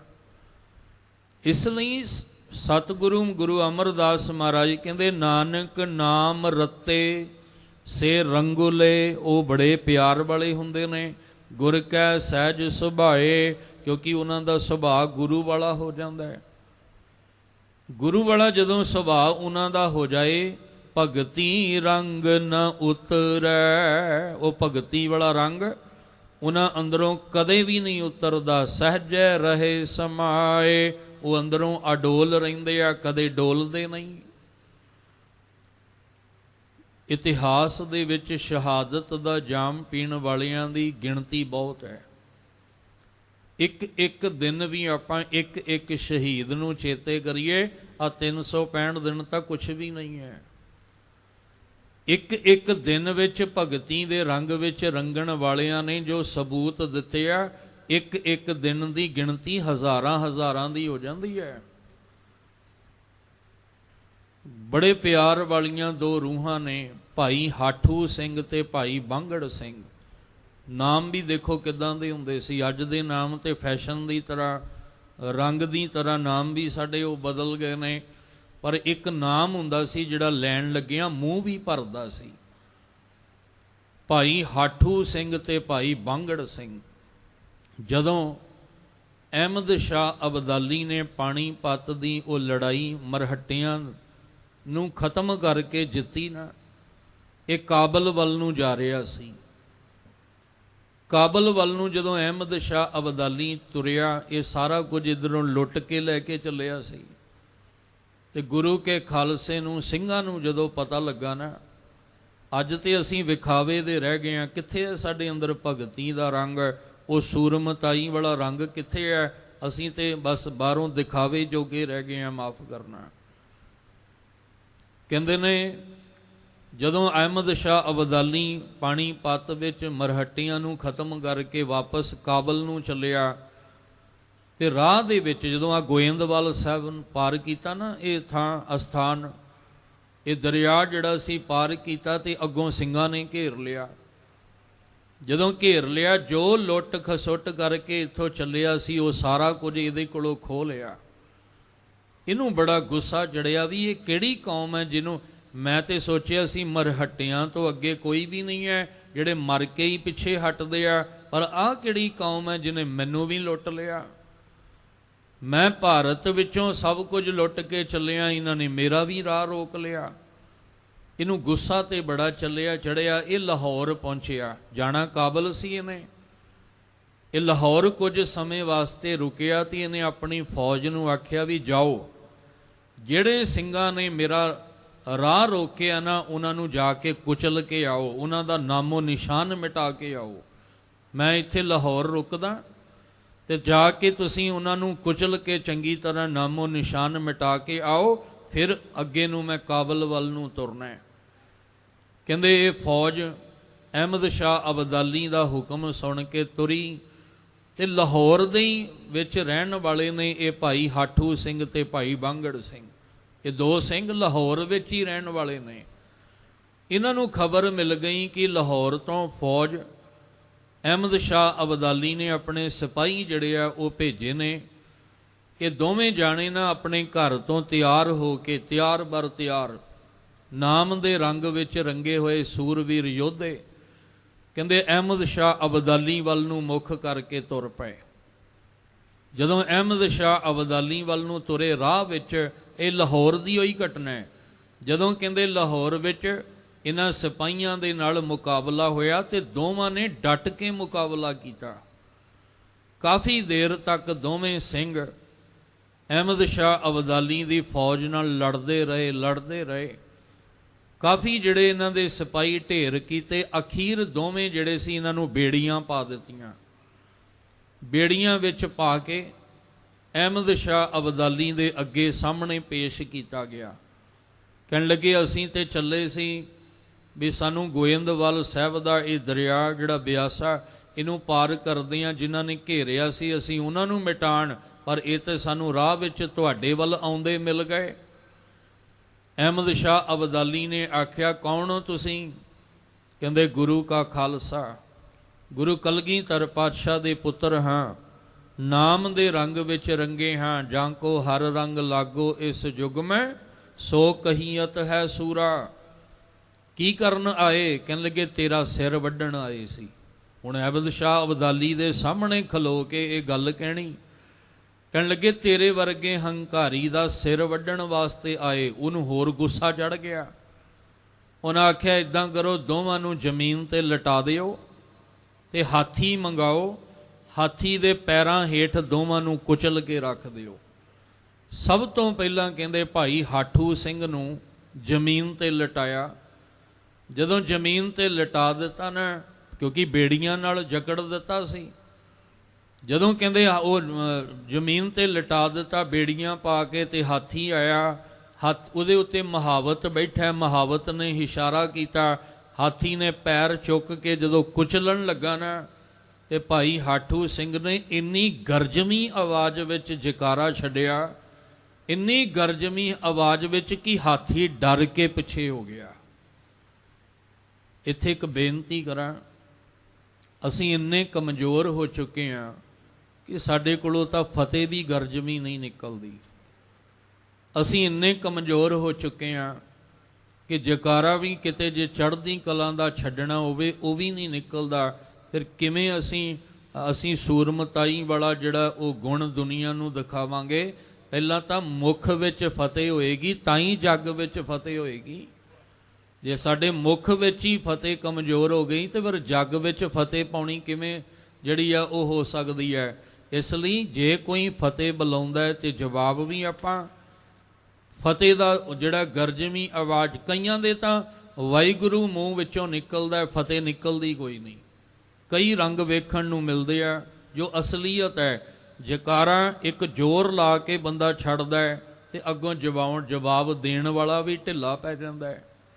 ਇਸ ਲਈ ਹੁਣ ਦੇਖੋ ਭਾਈ ਹਾਠੂ ਸਿੰਘ ਨੇ ਜਦੋਂ ਹਾਥੀ ਪੈਰ ਚੁੱਕ ਕੇ ਉਹਦੇ ਸੀਸ ਵੱਲ ਆ ਕੇ ਕੁਚਲਣ ਲੱਗਾ, ਇੰਨੀ ਗਰਜਵੀਂ ਵਿੱਚ ਜਕਾਰਾ ਛੱਡਿਆ, ਬੋਲੇ ਸੋ ਨਿਹਾਲ। ਕਹਿੰਦੇ ਹਾਥੀ ਕੰਬ ਕੇ ਪਿੱਛੇ ਹੋ ਗਿਆ। ਸਾਹਿਬਜ਼ਾਦੇ ਗਰਜਵੀਂ ਆਵਾਜ਼ ਵਿੱਚ ਫਤਿਹ ਬੁਲਾਉਂਦੇ ਆ ਤੇ ਕੰਧਾਂ ਵੀ ਹਿੱਲ ਜਾਂਦੀਆਂ ਸਰਹੰਦ ਦੀਆਂ। ਜਿੰਨੇ ਬੈਠੇ ਨੇ ਸੂਬਾ ਸਰਹੰਦ ਨਾਲ ਉਹ ਵੀ ਹੈਰਾਨ ਹੋ ਜਾਂਦੇ ਆ ਵੀ ਨਿੱਕੀਆਂ ਜਿੰਦਾਂ ਨੇ ਹੌਸਲੇ ਕਿੰਨੇ ਬੁਲੰਦ ਆ। ਇਹ ਗੱਲਾਂ ਸਾਨੂੰ ਧਿਆਨ 'ਚ ਰੱਖਣੀਆਂ ਪੈਣੀਆਂ। ਅਸੀਂ ਦਿਨੋਂ ਦਿਨ ਆ ਕੱਚੇ ਰੰਗਾਂ ਵਿੱਚ ਰੰਗੇ ਹੋਏ ਕਮਜ਼ੋਰ ਹੋ ਰਹੇ ਹਾਂ। ਉਹ ਕਹਿੰਦੇ ਹਾਥੀ ਪਿੱਛੇ ਹੋਇਆ, ਮੁਹਾਵਤ ਉਹਦੇ ਤੇ ਡੰਡਾ ਕੁੰਡਾ ਮਾਰ ਰਿਹਾ ਵੀ ਤੂੰ ਅੱਗੇ ਹੋ। ਹਾਥੀ ਦੀ ਹਿੰਮਤ ਨਹੀਂ ਪਈ ਕਿ ਭਾਈ ਹਾਠੂ ਸਿੰਘ ਨੂੰ ਕੁਚਲ ਸਕੇ। ਹਾਥੀ ਦੀ ਹਿੰਮਤ ਹੀ ਨਹੀਂ ਪਈ। ਕਹਿੰਦੇ ਫਿਰ ਕੀ ਕੀਤਾ, ਭਾਈ ਹਾਠੂ ਸਿੰਘ ਨੂੰ ਨਾ ਸ਼ੇਰ ਦੇ ਪਿੰਜਰੇ ਵਿੱਚ ਬੰਦ ਕਰ ਦਿੱਤਾ। ਜਿਹਦੇ ਅੰਦਰ ਨਾਮ ਦਾ ਰੰਗ ਚੜਿਆ ਹੋਵੇ ਨਾ, ਉਹ ਇੱਦਾਂ ਰੰਗ ਨਹੀਂ ਉਤਰਦੇ। ਕਹਿੰਦੇ ਸ਼ੇਰ ਦੇ ਪਿੰਜਰੇ ਵਿੱਚ, ਲਾਹੌਰ ਦੀ ਘਟਨਾ ਇਹ ਅਹਿਮਦ ਸ਼ਾਹ ਅਬਦਾਲੀ ਵੇਲੇ, ਸ਼ੇਰ ਦੇ ਪਿੰਜਰੇ ਵਿੱਚ ਬੰਦ ਕਰਕੇ ਸ਼ੇਰ ਛੱਡ ਦਿੱਤਾ, ਖੂੰਖਾਰ ਸ਼ੇਰ ਛੱਡਿਆ। ਭਾਈ ਹਾਠੂ ਸਿੰਘ ਨੇ ਆਪਣੇ ਹੱਥਾਂ ਦੇ ਨਾਲ ਉਸ ਸ਼ੇਰ ਨੂੰ ਉੱਥੇ ਹੀ ਢੇਰੀ ਕਰ ਦਿੱਤਾ। ਜਦੋਂ ਉੱਥੇ ਹੀ ਢੇਰੀ ਕਰ ਦਿੱਤਾ, ਅਹਿਮਦ ਸ਼ਾਹ ਅਬਦਾਲੀ ਬੜਾ ਗੁੱਸੇ ਵਿੱਚ ਆਇਆ। ਇਹ ਕੈਸੀ ਕੌਮ ਹੈ, ਇਹਨਾਂ ਦੀ ਆਵਾਜ਼ ਵਿੱਚ ਕਿੰਨੇ ਗਰਜਵੀਂ ਆਵਾਜ਼ ਹੈ, ਇਹਨਾਂ ਦੀ। ਹਾਥੀ ਵੀ ਡਰ ਗਿਆ, ਸ਼ੇਰ ਵੀ ਮਰ ਗਿਆ। ਉਹਨਾਂ ਆਖਿਆ ਫਿਰ ਇਹਨਾਂ ਨੂੰ ਖਤਮ ਕਰਨਾ, ਕੀ ਕਰੀਏ? ਕਹਿੰਦੇ ਇੱਦਾਂ ਕਰੋ, 2 ਹਾਥੀ ਮੰਗਾਓ। ਭਾਈ ਹਾਠੂ ਸਿੰਘ ਦੀ ਸ਼ਹੀਦੀ, ਇਹ ਸਾਨੂੰ ਸ਼ਹੀਦਾਂ ਦਾ ਇਤਿਹਾਸ ਸੁਣਾਉਣਾ ਚਾਹੀਦਾ ਬੱਚਿਆਂ ਨੂੰ, ਆਪਣਿਆਂ ਨੂੰ। ਜਿਹੜੇ ਨੌਜਵਾਨ ਕੱਚੇ ਰੰਗਾਂ ਦੇ ਵਿੱਚ ਰੰਗੇ, ਫੈਸ਼ਨ ਦੀ ਦੁਨੀਆ 'ਚ ਰੰਗੇ ਆ, ਪਤਾ ਹੋਵੇ ਕਿ ਅਸਲ ਰੰਗਾਂ ਵਿੱਚ ਰੰਗਣ ਵਾਲਿਆਂ ਦਾ ਜੀਵਨ ਕੈਸਾ ਹੁੰਦਾ ਹੈ। ਕਹਿੰਦੇ 2 ਹਾਥੀ ਮੰਗਾਏ ਤੇ 2 ਹਾਥੀਆਂ ਦੇ ਨਾਲ ਕਹਿੰਦੇ ਹੱਥ ਪੈਰ ਜਿਹੜੇ ਸੀ ਨਾ ਬੰਨ੍ਹ ਕੇ ਚੰਗੀ ਤਰ੍ਹਾਂ ਸੰਗਲਾਂ ਦੇ ਨਾਲ, ਤੇ 2 ਹਾਥੀਆਂ ਉੱਤੇ ਮੁਹਾਵਤ ਬਿਠਾ ਕੇ ਉਹਨਾਂ ਨੂੰ ਦੋਵੇਂ ਪਾਸੇ ਜਾਣ ਨੂੰ ਕਿਹਾ। ਇੰਨਾ ਉਹਨਾਂ ਦਾ ਜ਼ੋਰ ਲੱਗ ਗਿਆ ਹਾਥੀਆਂ ਦਾ ਕਿ ਭਾਈ ਹਾਠੂ ਸਿੰਘ 2 ਫਾੜ ਹੋ ਗਿਆ ਸਰੀਰ। ਉਹ 2 ਫਾੜ ਸਰੀਰ ਹੋ ਕੇ ਸ਼ਹੀਦੀ ਦਾ ਜਾਮ ਤਾਂ ਪੀ ਗਏ, ਪਰ ਮਹਾਰਾਜ ਕਹਿੰਦੇ ਭਗਤੀ ਰੰਗ ਨਾ ਉਤਰੈ। ਜਿਹੜਾ ਅੰਦਰ ਰੰਗ ਲੱਗਾ ਸੀ ਉਹ ਰੰਗ ਨਹੀਂ ਅੰਦਰੋਂ ਉਤਰ ਸਕਿਆ। ਭਾਈ ਹਾਠੂ ਸਿੰਘ ਸ਼ਹੀਦ ਕੀਤੇ। ਉਸ ਤੋਂ ਬਾਅਦ ਭਾਈ ਬਾਂਗੜ ਸਿੰਘ, ਉਹਨਾਂ ਨੂੰ ਵੀ ਇਸ ਤਰ੍ਹਾਂ ਦੇ ਤਸੀਹੇ ਦੇ ਕੇ ਸ਼ਹੀਦ ਕੀਤਾ। ਪਰ ਇਹ ਐਸੇ ਸੂਰਮੇ ਸਨ ਜਿਨ੍ਹਾਂ ਅੰਦਰ ਭਗਤੀ ਦਾ ਰੰਗ ਲੱਗਾ। ਇਹ ਸ਼ਹੀਦ ਤਾਂ ਹੋ ਗਏ ਪਰ ਭਗਤੀ ਰੰਗ ਨਾ ਉਤਰੇ ਅੰਦਰੋਂ। ਗੁਰੂ ਅਮਰਦਾਸ ਮਹਾਰਾਜ ਨੇ ਆਖਿਆ, ਜਿਹੜੇ ਛੋਛੇ ਨੇ ਨਾ ਕੱਚੇ ਰੰਗਾਂ 'ਚ ਰੰਗੇ ਹੋਏ, ਉਹ ਕਿੱਥੇ ਸ਼ਹੀਦੀ ਦਾ ਜਾਮ ਪੀ ਲੈਣਗੇ। ਉਹਨਾਂ ਨੂੰ ਤੇ ਕੰਡਾ ਚੁੱਭ ਜਾਏ ਤਾਂ ਔਖੇ ਹੋ ਜਾਂਦੇ ਆ। ਆਰਿਆਂ ਦੇ ਦੰਦੇ ਹੇਠ ਆਪਣੇ ਆਪ ਨੂੰ ਚਿਰਾਉਣਾ ਇੰਨਾ ਸੌਖਾ ਨਹੀਂ ਹੈ। ਉਹਦੇ ਲਈ ਭਗਤੀ ਦਾ ਰੰਗ ਚਾਹੀਦਾ ਅੰਦਰ। ਬੰਦ ਕਟਾਉਣਾ ਇੰਨਾ ਕੋਈ ਸੌਖਾ ਨਹੀਂ ਹੈ। ਗੱਲਾਂ ਕਰਨੀਆਂ ਸੌਖੀਆਂ ਨੇ, ਪਰ ਬੰਦ ਕਟਾਉਣਾ ਔਖਾ ਹੈ। ਕਿਤੇ ਰਾਹ ਜਾਂਦਿਆਂ ਕਿਤੇ ਕੰਡਾ ਚੁੱਭ ਜਾਏ ਤੇ ਉਸੇ ਵੇਲੇ ਸਾਡੇ ਅੱਖਾਂ 'ਚ ਅਥਰੂ ਆ ਜਾਂਦੇ ਆ।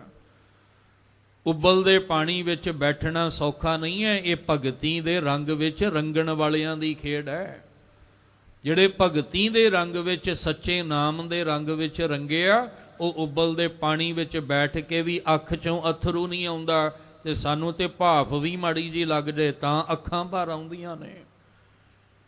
ਇਸ ਲਈ ਗੁਰੂ ਅਮਰਦਾਸ ਮਹਾਰਾਜ ਨੇ ਆਖਿਆ, ਉਹ ਮਨਮੁਖ ਕਿਤੇ ਤੂੰ ਕੰਚੇ ਰੰਗ ਵਿੱਚ ਰੰਗਿਆ ਭੁੱਲ ਨਾ ਜਾਈ। ਇਸ ਕਾ ਰੰਗ ਦਿਨ ਥੋੜਿਆ, ਇਹ ਥੋੜੇ ਦਿਨਾਂ ਦਾ ਰੰਗ ਹੈ।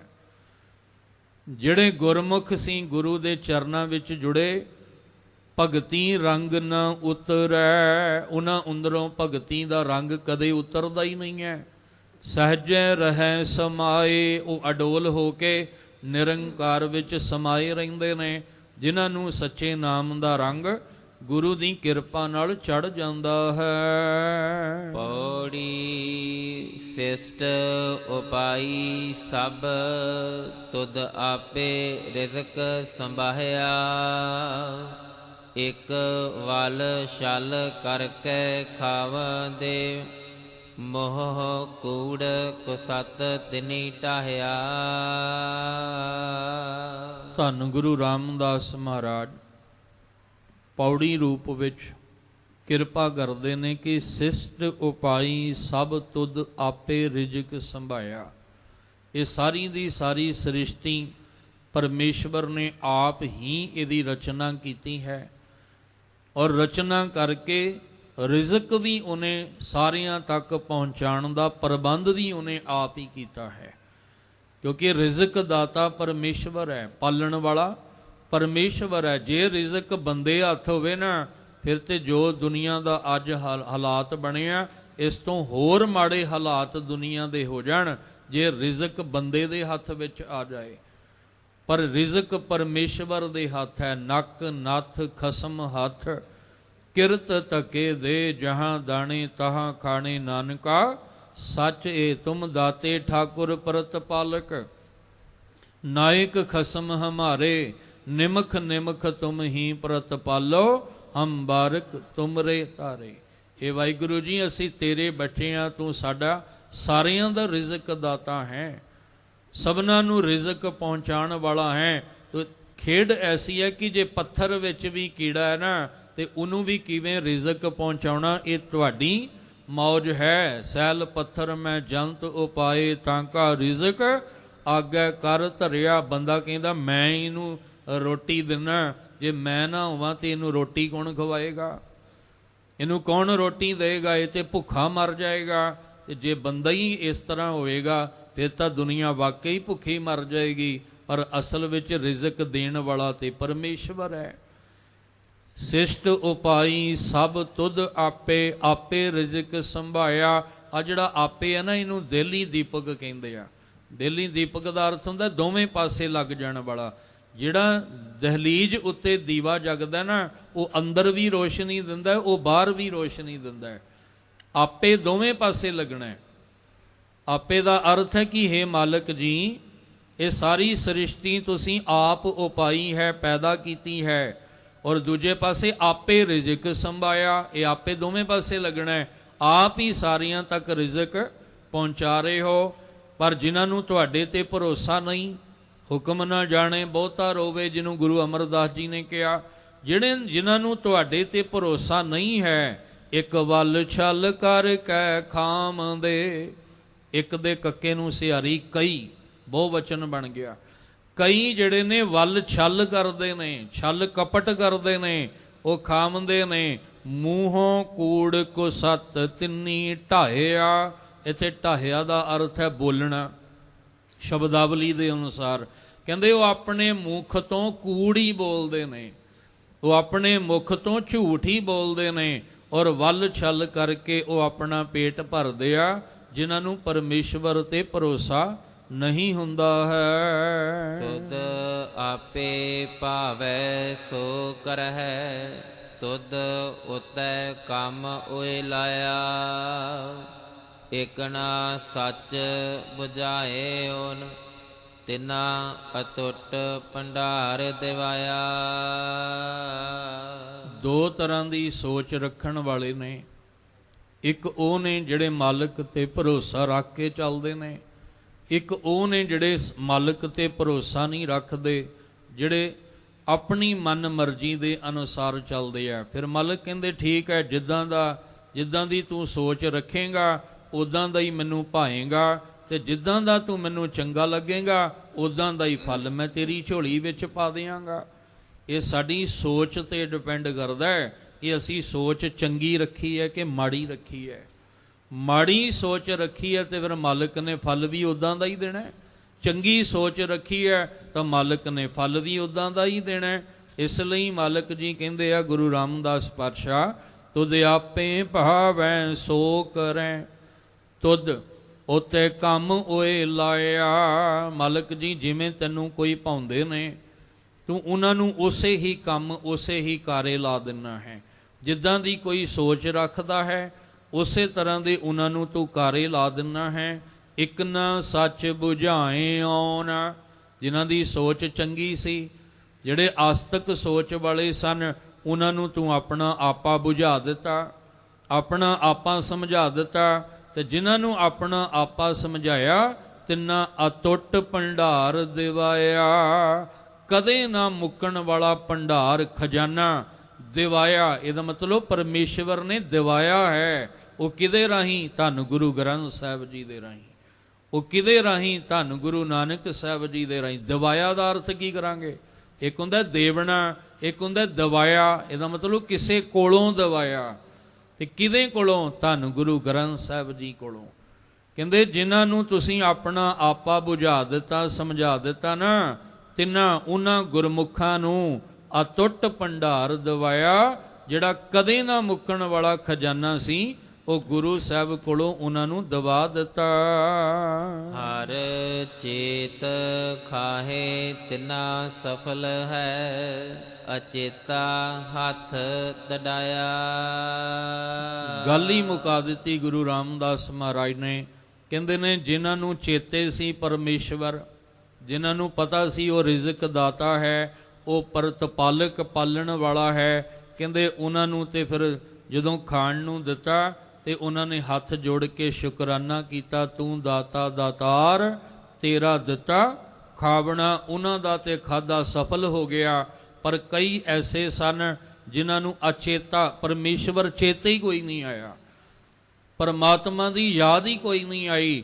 ਉਹਨਾਂ ਕੋਲ ਵੀ ਖਜ਼ਾਨਾ ਸੀ, ਪਦਾਰਥ ਉਹਨਾਂ ਕੋਲ ਸੀ, ਪਰ ਉਹਨਾਂ ਦੇ ਅੰਦਰ ਸਬਰ ਨਹੀਂ ਸੀ, ਉਹਨਾਂ ਅੰਦਰ ਸੰਤੋਖ ਨਹੀਂ ਸੀ। ਇਸ ਲਈ ਉਹਨਾਂ ਦੇ ਹੱਥ ਅੱਡੇ ਦੇ ਅੱਡੇ ਰਹਿ ਗਏ। ਉਹਨਾਂ ਕੋਲ ਸਭ ਕੁਝ ਹੁੰਦਿਆਂ ਉਹ ਫਿਰ ਵੀ, ਕਈਆਂ ਦੀ ਆਦਤ ਹੁੰਦੀ ਹੈ ਕਿ ਘਰ ਵਿੱਚ ਸਭ ਕੁਝ ਹੋਵੇ, ਬੰਦਾ ਫਿਰ ਵੀ ਹੱਥ ਅੱਡਣਾ, ਉਹ ਸੁਭਾਅ ਬਣ ਜਾਂਦਾ ਉਹਦਾ ਵੀ ਮੰਗਣਾ ਹੀ ਮੰਗਣਾ ਹੈ ਹੱਥ ਅੱਡ ਕੇ। ਪਰ ਕਈਆਂ ਦਾ ਐਸਾ ਸੁਭਾਅ ਹੁੰਦਾ ਹੈ ਕਿ ਦੇਖੋ, ਇੱਕ ਬੇਨਤੀ ਇੱਥੇ ਕਰਕੇ ਚੱਲਾਂ, ਕਈ ਐਸੇ ਹੁੰਦੇ ਆ ਵੀ ਹੁੰਦਿਆਂ ਸੁਣਦਿਆਂ ਵੀ ਹੱਥ ਅੱਡਦੇ ਰਹਿੰਦੇ ਆ। ਪਰ ਕਈਆਂ ਦੇ ਕੋਲ ਨਹੀਂ ਵੀ ਹੁੰਦਾ ਨਾ, ਪਰ ਉਹ ਮਜਬੂਰੀ ਹੁੰਦੀ ਹੈ, ਪਰ ਉਹ ਹੱਥ ਨਹੀਂ ਅੱਡਦੇ। ਅਰਦਾਸ ਕਰਦੇ ਆ ਵੀ ਮਾਲਕਾ ਤੂੰ ਆਪ ਹੀ ਬਿੱਦ ਬਣਾਉਣ ਵਾਲਾ ਹੈ, ਆਪ ਹੀ ਤੂੰ ਕਿਰਪਾ ਦਿਵਾਉਣ ਵਾਲਾ ਹੈ। ਅਸੀਂ ਤਾਂ ਤੇਰੇ ਅੱਗੇ ਹੱਥ ਜੋੜ ਕੇ ਬੇਨਤੀ ਕਰਦੇ ਹਾਂ। ਦੋਏ ਕਰ ਜੋੜ ਕਰੋ ਅਰਦਾਸ, ਤੁਧ ਭਾਵੈ ਤਾਂ ਅਣ ਰਾਸ। ਅਸੀਂ ਵੀ ਜਦੋਂ ਕਿਸੇ ਦੀ ਸਹਾਇਤਾ ਤੇ ਮਦਦ ਕਰਦੇ ਹਾਂ ਨਾ, ਪਹਿਲਾਂ ਇਹ ਦੇਖ ਲਿਆ ਕਰੀਏ ਕਿ ਵਾਕਈ ਇਹ ਲੋੜਵੰਦ ਜ਼ਰੂਰਤਮੰਦ ਹੈ। ਸਮਾਂ ਭਾਵੇਂ ਸਮਾਪਤ ਹੋ ਗਿਆ। ਇੱਕ ਕਲਿੱਪ ਦੇਖਿਆ ਸੀ, ਕਈ ਵਾਰ ਨਾ ਜਿਨ੍ਹਾਂ ਨੂੰ ਜਿਹੜੇ ਜ਼ਰੂਰਤਮੰਦ ਹੁੰਦੇ ਆ ਉਹ ਖਾਲੀ ਰਹਿ ਜਾਂਦੇ ਆ ਤੇ ਭਰਿਆਂ ਨੂੰ ਅਸੀਂ ਭਰ ਭਰ ਕੇ ਹੋਰ ਭਰ ਦਿੰਦੇ ਆ। ਇੱਕ ਕਲਿੱਪ ਵੇਖਿਆ ਸੀ, ਇੱਕ ਮੰਗਣ ਵਾਲਾ, ਸ਼ਾਇਦ ਤੁਸੀਂ ਵੀ ਵੇਖਿਆ ਹੋਵੇ। ਮੰਗਣ ਵਾਲਾ ਆਇਆ ਤੇ ਜਿਹਨੇ ਦਿੱਤਾ, ਧਨ ਦਿੱਤਾ, ਉਹਨੂੰ ਤਰਸ ਆ ਗਿਆ ਉਹਦੀ ਹਾਲਤ ਵੇਖ ਕੇ। ਉਹ ਗਿਆ ਸਿੱਧਾ ਠੇਕੇ ਤੇ ਜਾ ਕੇ ਨਸ਼ਾ ਕੀਤਾ ਤੇ ਸੜਕ ਤੇ ਲੇਟ ਗਿਆ। ਜਦੋਂ ਦੇਣ ਵਾਲਾ ਕੋਲੋਂ ਲੰਘਿਆ ਤੇ ਉਹਨੇ ਆਖਿਆ ਵੀ ਇਹ ਤੇ ਗਲਤ ਹੋ ਗਿਆ, ਮੇਰੇ ਦਿੱਤੇ ਨਾਲ ਇਹਨੇ ਨਸ਼ਾ ਕਰ ਲਿਆ, ਵੀ ਅੱਜ ਤੋਂ ਬਾਅਦ ਜਿਹੜਾ ਦਰਵਾਜ਼ੇ ਤੇ ਆਇਆ ਉਹਨੂੰ ਮੈਂ ਦੇਣਾ ਕੋਈ ਨਹੀਂ। ਅਗਲੇ ਦਿਨ ਇੱਕ ਬਿਮਾਰ ਆ ਗਿਆ, ਵਾਕਈ ਬਿਮਾਰ ਸੀ ਉਹ। ਉਹਨੇ ਆਖਿਆ ਵੀ ਕੁਝ ਮੈਨੂੰ ਦਵਾ ਦਾਰੂ ਦਾ ਪ੍ਰਬੰਧ, ਦਵਾਈ ਦਾ ਪ੍ਰਬੰਧ ਕਰਵਾ ਦਿਓ। ਉਹਨੇ ਆਖਿਆ ਜਾ ਪਰੇ ਹੋ, ਤੇਰੇ ਵਰਗੇ ਨਸ਼ੇ ਕਰਕੇ ਪਏ ਹੁੰਦੇ ਨੇ। ਉਹ ਥੋੜ੍ਹੀ ਜਿਹੀ ਅੱਗੇ ਗਿਆ ਤੇ ਬੇਹੋਸ਼ ਹੋ ਕੇ ਡਿੱਗ ਗਿਆ। ਜਦੋਂ ਬੇਹੋਸ਼ ਹੋ ਕੇ ਡਿੱਗਿਆ ਤੇ ਉਹਦੀ ਦਵਾਈ ਦਾ ਪ੍ਰਬੰਧ ਨਾ ਹੋਇਆ ਤੇ ਮਰ ਗਿਆ। ਇਹ ਬੰਦਾ ਲੰਘਿਆ, ਉਹਨੇ ਆਖਿਆ ਭੀੜ ਇਕੱਠੀ ਹੋਈ ਹੈ, ਕੀ ਹੋਇਆ? ਜਦੋਂ ਦੇਖਿਆ ਇਹ ਤੇ ਉਹ ਸੀ ਜਿਹੜੇ ਮੇਰੇ ਦਰਵਾਜ਼ੇ ਤੇ ਮੰਗਣ ਆਇਆ ਸੀ। ਕਹਿੰਦੇ ਮੈਂ ਕੀ ਕਰਾਂ, ਇੱਕ ਨੂੰ ਦਿੱਤਾ ਸੀ ਨਸ਼ਾ ਕਰ ਲਿਆ, ਦੂਜਾ ਸਹੀ ਬੰਦਾ ਮੰਗਣ ਆਇਆ ਪਰ ਮੈਂ ਉਹਨੂੰ ਵੀ ਗਲਤ ਸਮਝ ਕੇ ਖਾਲੀ ਮੋੜ ਦਿੱਤਾ। ਇਹ ਮਾਲਕ ਮੈਂ ਕਰਾਂ ਤੇ ਕੀ ਕਰਾਂ? ਇਹ ਵਿਚਾਰਨਾ ਪਏਗਾ ਸਾਨੂੰ ਕਿ ਵਾਕਈ ਜਿਹੜੇ ਜ਼ਰੂਰਤਮੰਦ ਲੋੜਵੰਦ ਨੇ, ਜੇ ਅਸੀਂ ਉਹਨਾਂ ਨੂੰ ਪਰਖ ਕੇ ਉਹਨਾਂ ਦੀ ਸਹਾਇਤਾ ਕਰਾਂਗੇ ਤੇ ਉਹ ਸਾਡੀ ਕੀਤੀ ਸਹਾਇਤਾ ਸਫਲ ਹੋ ਜਾਏਗੀ। ਇਹ ਸਾਨੂੰ ਸੋਚਣ ਤੇ ਵਿਚਾਰਨ ਦੀ ਲੋੜ ਹੈ। ਖੈਰ, ਗੁਰੂ ਰਾਮਦਾਸ ਮਹਾਰਾਜ ਜੀ ਨੇ ਆਖਿਆ ਹਰ ਚੇਤ ਖਾਏ ਤਿੰਨਾ ਸਫਲ ਹੈ। ਜਿਹੜੇ ਤੈਨੂੰ ਚੇਤੇ ਕਰਕੇ ਤੇਰਾ ਸ਼ੁਕਰਾਨਾ ਕਰਕੇ ਖਾਂਦੇ ਆ ਉਹਨਾਂ ਦਾ ਸਫਲ ਹੈ ਜੀਵਨ। ਔਰ ਜਿਹਨੇ ਤੈਨੂੰ ਨਹੀਂ ਚੇਤੇ ਕਰਦੇ ਉਹਨਾਂ ਕੋਲ ਸਭ ਕੁਝ ਹੁੰਦਿਆਂ ਵੀ ਹੱਥ ਤੜਾਇਆ, ਹੱਥ ਅੱਡੇ ਰਹਿੰਦੇ ਨੇ ਮੰਗਣ ਵਾਸਤੇ। ਉਹ ਫਿਰ ਮਾਲਕ ਤੇ ਭਰੋਸਾ ਨਹੀਂ ਕਰਦੇ ਨੇ। ਇਸ ਲਈ ਅਸੀਂ ਕੀ ਕਰੀਏ? ਅੱਜ ਦੀ ਵਿਚਾਰ ਸਰਵਣ ਕਰਕੇ ਕੱਚੇ ਰੰਗਾਂ ਵਿੱਚੋਂ ਦੀ ਨਿਕਲੀਏ। ਇਹ ਥੋੜੇ ਦਿਨ ਦਾ ਰੰਗ ਹੈ, ਫਿੱਕਾ ਪੈ ਜਾਣਾ ਹੈ। ਇਹ ਕੱਚੇ ਰੰਗਾਂ ਵਿੱਚੋਂ ਨਿਕਲ ਕੇ ਜੇ ਤੁਸੀਂ ਨਾਮ ਦੇ ਰੰਗ ਵਿੱਚ ਰੰਗਣਾ ਚਾਹੁੰਦੇ ਹੋ, ਜਿਹਨੂੰ ਮਹਾਰਾਜ ਕਹਿੰਦੇ ਭਗਤੀ ਰੰਗ ਨਾ ਉਤਰੈ, ਜੇ ਭਗਤੀ ਵਾਲੇ ਰੰਗ ਵਿੱਚ ਰੰਗਣਾ ਹੈ, ਆਪ ਵੀ ਜੁੜ ਜਾਓ, ਹੋਰਾਂ ਨੂੰ ਵੀ ਜੋੜੋ, ਆਪ ਵੀ ਗੁਰੂ ਦਰ ਤੇ ਆਓ, ਹੋਰਾਂ ਨੂੰ ਵੀ ਪ੍ਰੇਰ ਕੇ ਗੁਰੂ ਘਰ ਲੈ ਕੇ ਆਓ, ਤੇ ਸਾਰੇ ਰਲ ਕੇ ਕਹੋ ਆਪਣੀ ਭਗਤੀ ਲਾਏ, ਆਪਣੀ ਭਗਤੀ ਲਾਏ, ਆਪਣੀ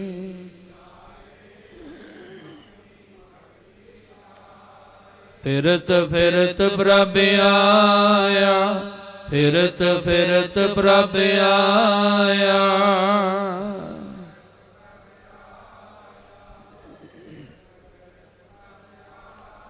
ਪਰਿਆ ਤੋ ਸ਼ਰਨਾਏ, ਪਰਿਆ ਤੋ ਸ਼ਰਨਾਏ।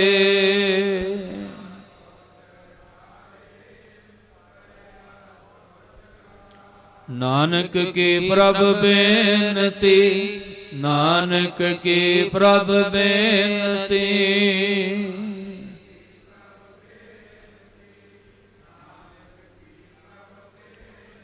ਆਪਣੀ ਭਗਤੀ ਲਾਏ, ਆਪਣੀ ਭਗਤੀ ਲਾਏ, ਆਪਣੀ।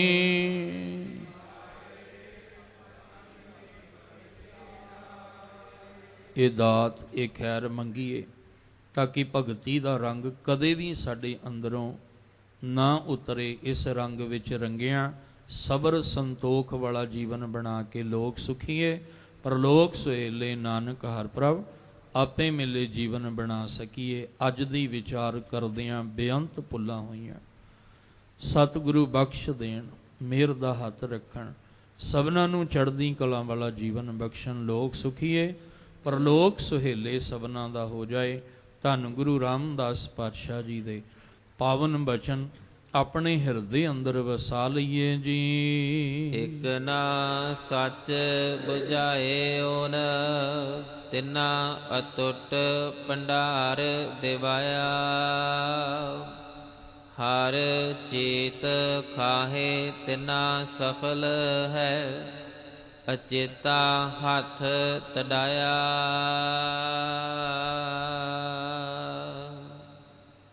ਵਾਹਿਗੁਰੂ ਜੀ ਕਾ ਖਾਲਸਾ, ਵਾਹਿਗੁਰੂ ਜੀ ਕੀ ਫਤਿਹ।